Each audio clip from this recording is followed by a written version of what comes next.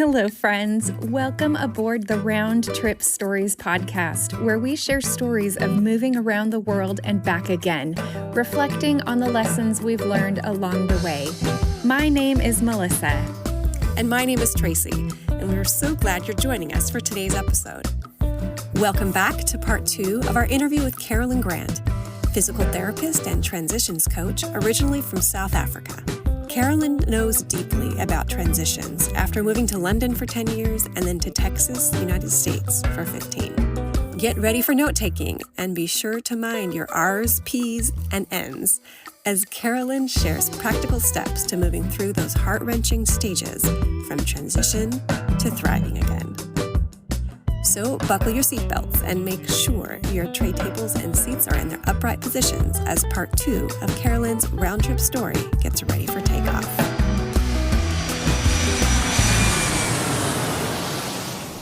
All right, we are back with part 2 of our interview with Carolyn Grant. She's a transitions coach and mom of 3. She's calling from Texas, and we're in California. And Carolyn, thanks so much for being with us here on the Round Trip Stories podcast. Thank you for having me. It's been good to hear your stories about moving from South Africa to London and then from London to Texas. And I'm especially eager to hear about all of the great things you've learned that you get to share with your clients as a transitions coach. It's going to be really good. Great. So usually in our podcast, we have folks talk about their repatriation experience. And Carolyn hasn't gone back to South Africa, but she has lots of expertise in transition. So we're going to use this episode to have her share all that she has, that she wants to share about transitions and giving some food for thought for our audience. So for those who are just joining us, can you please remind us where you lived abroad and how long you were there? Yes. So I grew up in South Africa, got married, and then moved to London, where we lived for 10 years, and our oldest 2 daughters were born. We left London when they were 4 and 1 to move to America with my husband's job. And our youngest daughter was born in Austin, where we still live today. We've been here for 15 years, and they're actually all teenagers now. So it's 19, 16, and 13, which you can imagine is a handful at times, but a lot of fun too with 3 girls. So, What kind of work does your husband do that brought him to America? So he's not in the same job anymore, but he got a degree in marketing in South Africa, and then he got his MBA in London and was working for a company that then had an office in the US that then recruited him to give a global experience. But that was also the hard part, moving to America, but then having 3 small children and a husband that traveled. I think he did 6 continents in 6 months at one stage. So, which probably added to the loneliness and the just the what are we doing here? What am I doing here? Question, because I'd had to give up my career at that stage to stay at home with the girls. So, yeah.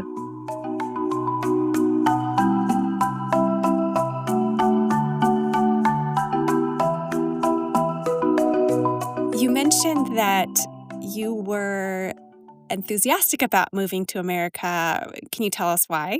I think after living for 10 years in London and doing the hard work of settling and resettling, when the idea of America came up, I thought, you know what, why not? Like, we've done this before, surely we can do it again.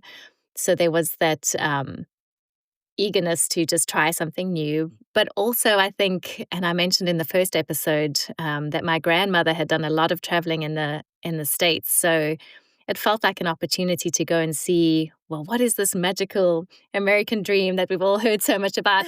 But yeah, so it was just really the opportunity to try something new. And we had thought it would only be 2 years, but 2 years has now turned into 15. So yeah, again, the accidental immigrant. So tell us about your move to the United States. Right. So I trained as a physical therapist in South Africa and was able to work as one in some of the top hospitals in London. So when I arrived to America, I was surprised and then very disappointed to learn that I had to go back to school before I could continue in my profession. And it was at this point that I was pregnant with my third daughter and realized I would probably have to stay home while my husband traveled for work so that I could raise these three girls. So in the absence of working and starting to process my grief, I started writing. I think I also mentioned that I had wanted to do journalism at one stage, and this latent gift that I had started coming to the forefront, and it was a real vehicle to process my grief. And I read a lot and I wrote a lot and just got language for my experience, and started processing my grief about leaving my family and leaving South Africa. I actually remember when my mother had passed away, I wrote an essay called Ear of the Hippo that you can find on my blog. And it made me just realize all the cumulative grief over the years, not just leaving my country, but then, having to sell the farm in South Africa and realizing I would never be able to go back. And all these changes that even happened while I was away that I had no control of. And just that experience I guess, encouraged me to keep writing, and I started a blog. And then once I had language for my own experience, I recognized other expat and immigrant moms at the school and just knew they were having the same sort of difficulties that I had had. So I started reaching out and running these groups just to really give them the message that you're not alone, you're not going crazy. Are you also feeling this way? And it was such a beautiful time of making my own community with various different friends that are still wonderful friends of mine today. So that was the start of what I didn't realize would become a coaching career, but just in facilitating groups, which I'd always done as a physical therapist, I was able to then use those skills to then teach what I had learned from reading books like Third Culture Kids by David Pollock and also Transitions by William Bridges. So tell us a little bit more about how you transitioned from being a friend to other immigrants and expats to actually becoming a transitions coach. Right, that's a good question because it wasn't only the group at school, it was also that I was part of a church, and I recognized that the missionaries who were going out onto the field and then coming back again would have a similar experience, even though I hadn't gone back to South Africa. Just the experience of moving abroad and culture shock and grief were such common themes that I thought, wow, I can minister to these people. And what really kickstarted my coaching, though, was during the pandemic, I was mentoring a friend from church who was going through some changes, not even related to moving. And she said, you know what, Carolyn, the whole world is going through transition and grief right now, and the tools you're giving me can help everyone. So being a very creative millennial, she whacked up a website, and before I knew it, I was using my blog and the writings that I'd already done, and I actually wrote a lot specifically for the changes we were all experiencing during COVID, and did a coaching course on the side and qualified as a coach who is now able to, I specialize in transition, whether that's moving from country to country or a life transition, empty nesting or having a new baby. And I even took it into the corporate world, helping companies during the pandemic. And so, it just became something I fell into rather than planned to happen.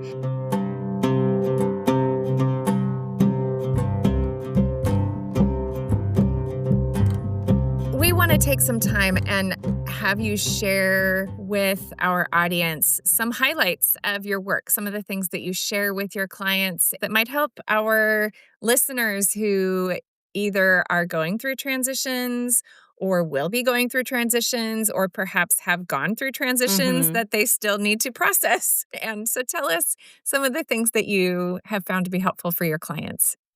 Right. I think one of the first things I do is just help them understand the difference between change and transition. And if we remember that change is situational, it's happening, what's happening externally, the new job, the move. But transition is what's happening on the inside. It's the psychological adaptation to the change. And this takes longer. Like the change is the quick airplane ride from one country to the next, but the grief and the feelings we have that last longer, that's actually part of the transition process. And when we understand that it is a process, we can normalize it and say, okay, I can see where I am. I'm not going crazy. There's going to be a next step, and I can get through this. So that is usually the most comforting thing. I've never thought about that, distinguishing between the change that has happened or the change that's going to happen, and then the transition that we experience as being separate, a result of the change, right? Perhaps. That's exactly what it is. Yeah. That is so interesting. And I think just that language, again, is helpful for people to say, okay, why am I still feeling like this when the change has already happened? It's like, well, this process takes a lot longer, which is what brings me to the second thing I talk about is what David Pollock talks about as the transition bridge. So if you can imagine walking across a bridge, and the one side of the bridge where the land is, you're settled, that's where you've always been. You're rooted, you've got a role, you've got responsibilities and a sense of belonging.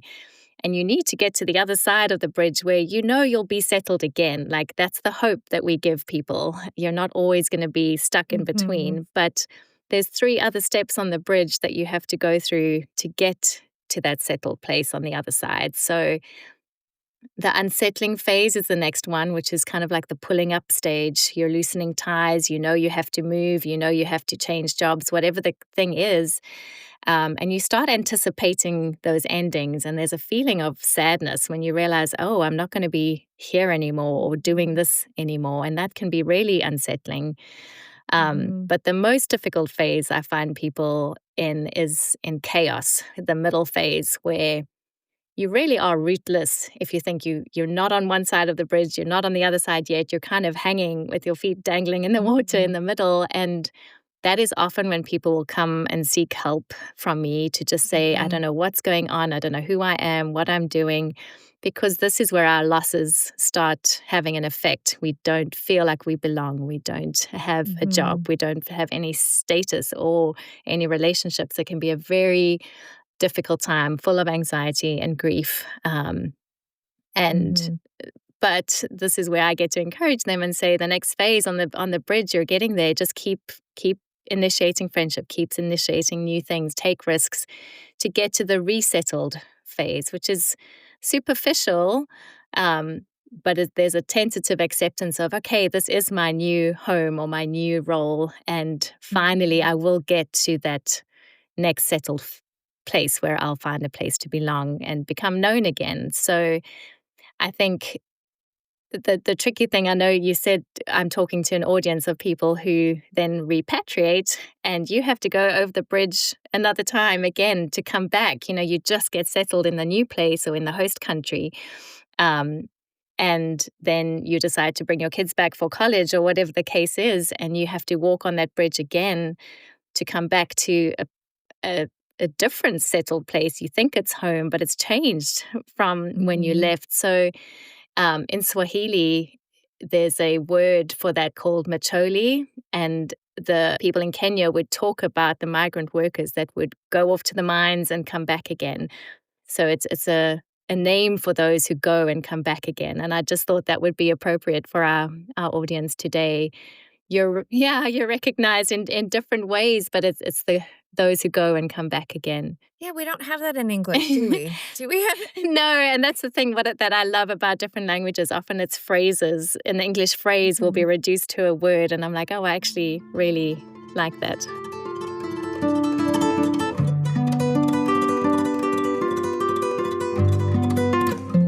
William Bridges has a book called Transitions, and he talks about the 3 phases of transition. endings, the neutral zone, and new beginnings. And it's in the endings that we experience losses as we let go of people and places and roles and responsibilities. And with that loss, there's grief. And if we don't name it and give permission to grieve it, we can actually get stuck and not know how to move on because we get stuck thinking about the past, living in the past. And it's what happened to me without having the language for it yet, was writing that essay, The Ear of the Hippo, which translated is the tip of the iceberg for us Africans. The hippo, sorry, I didn't explain that earlier. Yeah, so if you imagine a hippo sticking its head out of the water, you only ever see the tip of its ears, which is not telling you about this huge animal that lives underneath the water. So just like an iceberg, cumulative grief, I feel like it's just the tip of the iceberg showing like actually this huge body of loss that we carry around with us that not everyone can see. And I think that's when I talk about the intangible losses. We've lost our identity. We've lost our sense of belonging. We've lost our sense of purpose sometimes as we're trying to adapt to this new world. So this is where I really try and jump in to give hope and empower my clients to say, yes, we might not have control over the losses, but we do get to choose how we respond to our losses. And that again, I have little acronyms that help, and I call it the 4 R's. We either can restore them, replace them, redesign them, and sometimes we just have to relinquish them and say, okay, I'll never have that again, but I have the memory of it. There's always a way to reframe our story, and that's why one of my most important things is make sense of your story. What is your story?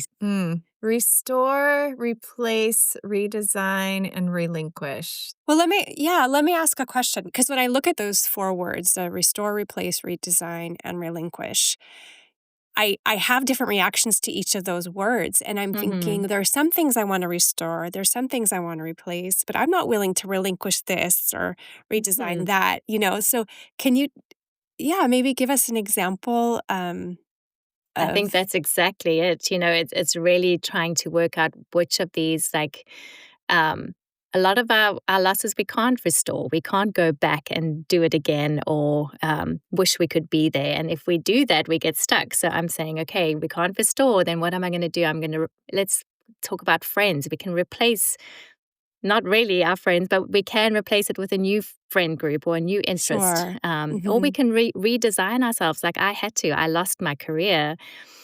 I couldn't restore it in the US because I didn't have the means or the time. So I had to redesign what I do with my life and get purpose out of that. And so I did have to relinquish my career as a physical therapist. So it's just giving you language again to realize you have choice. You don't have to feel victimized or woe is me. Yeah. There is a way out of that grief that can feel overwhelming.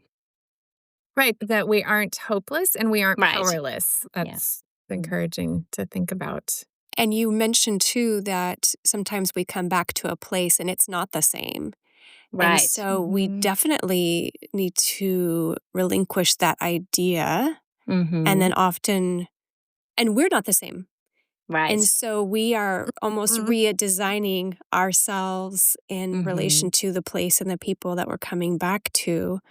Right. And it's good that we're not the same. We wouldn't want to be the same coming back and after having an experience of living overseas and how all those wonderful things that we acquire as far as a larger worldview, friends from different cultures and languages and races, and realizing that we all have so many more things in common than we do differences.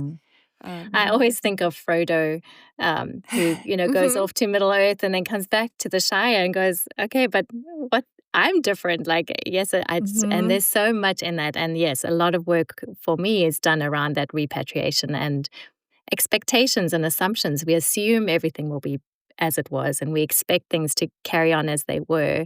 And when those are not met, there's a different kind of disenchantment or disappointment, which is loss again. So you can see where grief is a common theme.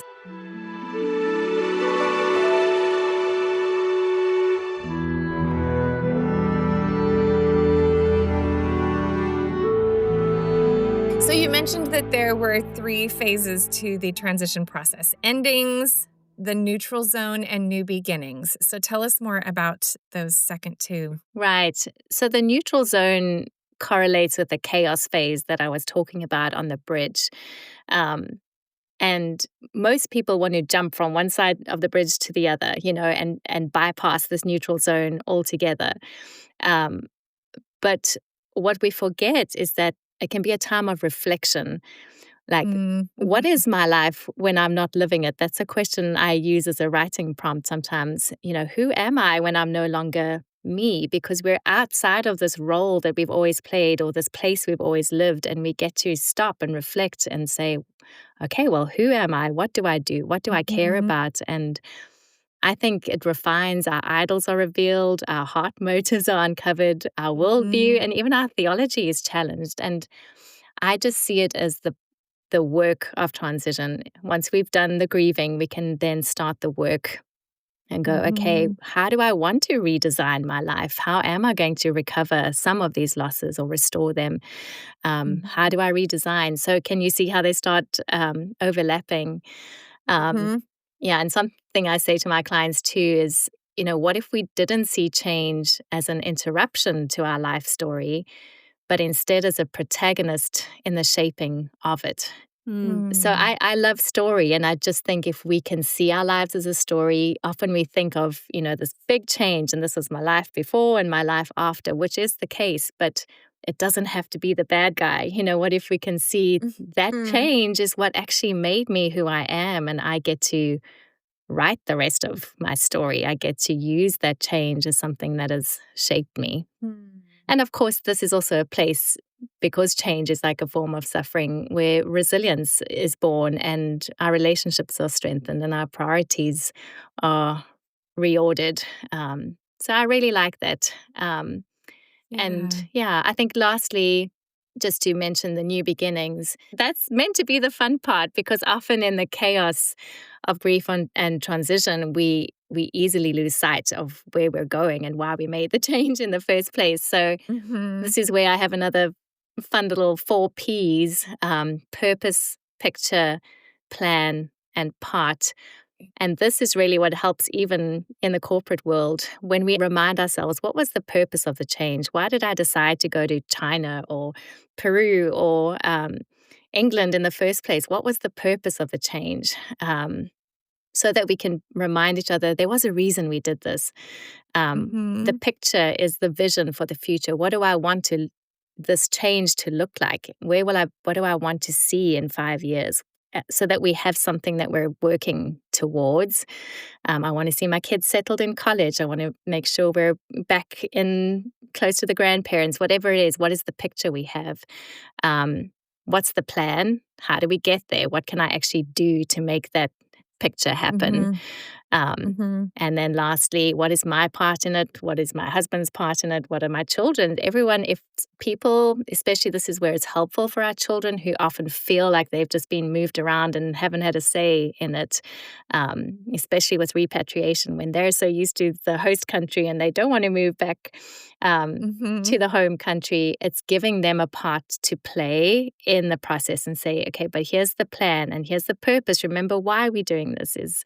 And it just helps everyone feel like they're a little bit more in control of what's happening. So those 4 Ps really become helpful with most of my clients. Yeah, and I really like the idea of articulating them and sharing them so that everybody understands that they are connected, that they have a part to play in this picture and the purpose. And in the success of the family, right? Like if this is a family decision and everyone has a part to play, they can enjoy the success when you start seeing the picture come together. I really have found that to be a useful tool. Yeah.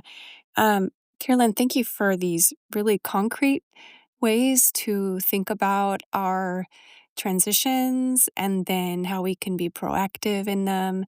And I realize I'm such like an active person, I'm a doer, right? But there are times when we just can't do, right? Because we're so overwhelmed with our grief.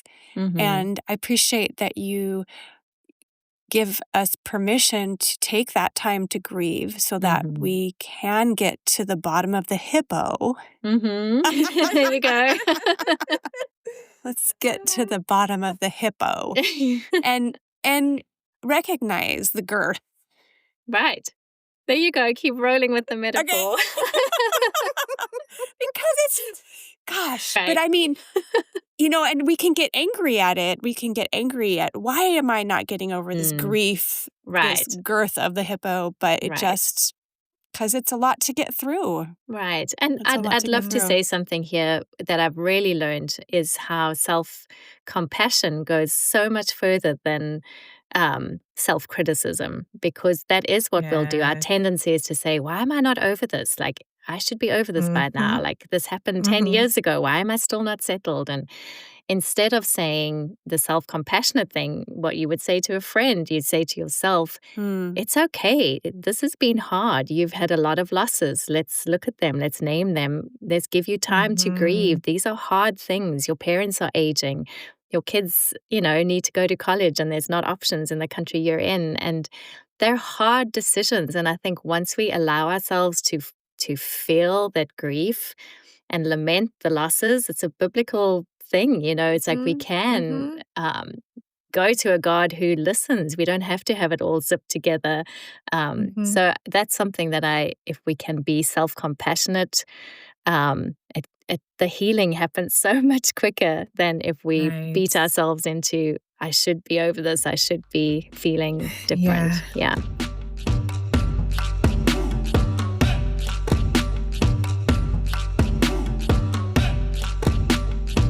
All right, Carolyn, what are the most helpful things people can do or seek during their time of transition?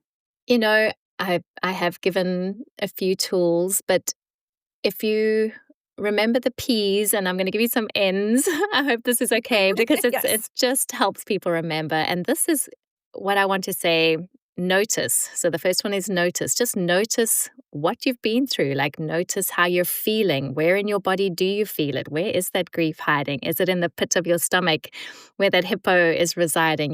Notice what you're feeling, and then name it. That's the second N, name it. I'm feeling overwhelmed. I feel like I'm in chaos. I feel like I don't belong. I feel sad. I feel angry and resentful. Notice what you're feeling and then name it.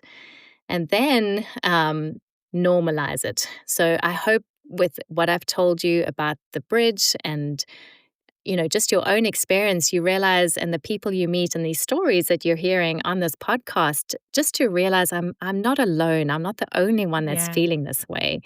Yeah, I'm not the only one who has these exaggerated emotions or feels, completely low self-esteem because I don't have my identity anymore that I've, so to normalize it. Then the fourth N is to navigate it, which is part of how I came up with my website name, which we'll get to. But we do have to navigate. We have to navigate the grief. We have to navigate the transition. We have to navigate the relationships in our family. We have to, so to find a way through it and get a coach, get a mentor, find someone who has been through this before and can help you.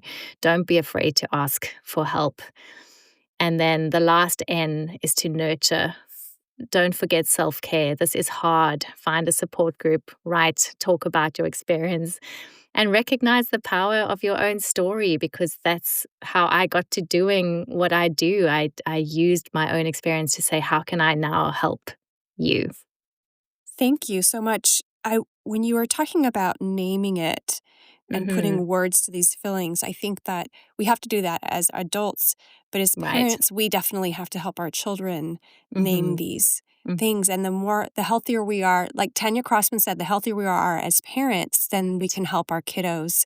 Right? We have to put on the oxygen mask first. Absolutely. I've written something about that. Yeah, put the oxygen mask on first before you help your children. If we can learn how to be something that they can buffer their emotions off because we've done our work. Story work is an actual therapeutic thing, making sense of your own stories, because then you're able to help your children do the same thing.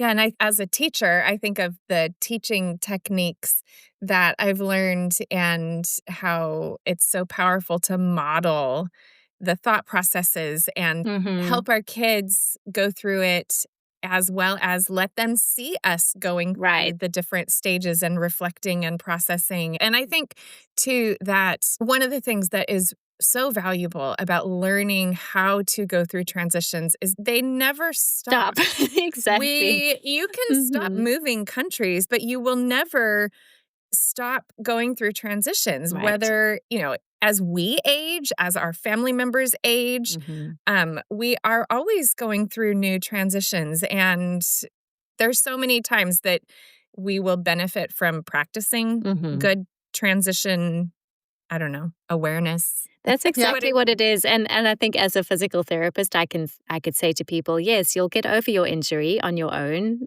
but it will probably take a little bit more time. Or you could come to me and we could heal you a lot quicker. It's the same for the coaching. It's like, yes, you'll get through this transition on your own, but I could help you.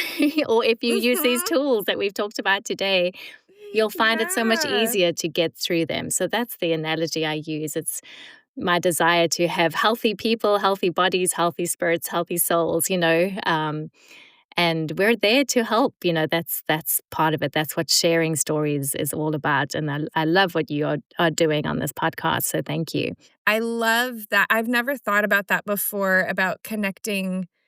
I mean, even though therapy is in both names, but connecting physical therapy Hmm. to emotional or psychotherapy, the other spiritual, all the other types of, therapy that we think of. I fell a little less than a year ago and hurt myself. And I did end up going through physical therapy for Hmm. my wrist. And um, so I, think about that and how I wasn't healing. And that's Hmm. why I ended up going to physical therapy, because it wasn't healing. And sure, eventually I probably would have gotten over it, but would it have healed properly Right. as well as it did? Probably not. And the same, applies to emotional, Right. psychological, relational, all the other challenges that we can go through. How much healthier we can end up in the end than Hmm. if we just kind of try to wait and see if it'll go away on its Right, own. right. And that is what I end up with. It's like we only go to help when we aren't healing. And so I get a lot of people with unresolved grief that they don't even know they're carrying. So again, starting with that, list your losses. Let's notice them, name them, normalize Mhm. them. So thank you for making that connection. That's exactly what I was meaning. Yeah. Yeah. Hmm. I just want to add that, we have to mind our R's, our P's, and our N's. There you go. Okay, That's folks. perfect.